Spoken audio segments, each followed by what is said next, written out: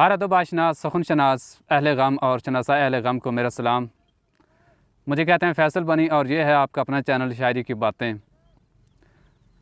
अपनी सांसों की रेलगाड़ी को इसी तरह चलता रहने दीजिए और अपने तसव्वुरात के हवाई जहाज़ को रनवे पर डालकर थोड़ी देर के लिए तमाम तर ज़िम्मेदारियों और गैर ज़िम्मेदारियों से सबकदोश हो जाइए, क्योंकि मैं आपकी खिदमत में लेकर हाजिर हूँ एक बहुत ही शानदार और जानदार गज़ल।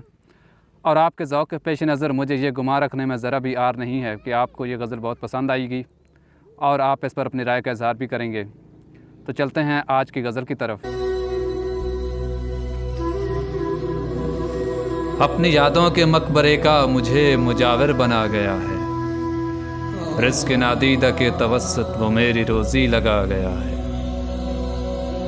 हिजर की सोचों सा सोचता है वसल के संदेश से बेकरां को, उसकी आंखों में कैसा मंजर है मेरी सोचों को खा गया है।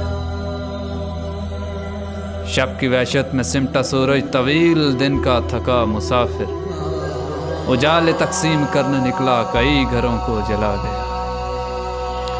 रब की रोशन दलीलें उसके वजूद मादी में खो गई हैं, रब की रोशन दलीलें उसके वजूद मादी में खो गई हैं। वबाल अबरे करम की सूरत वो मेरे खेतों पे छा गया।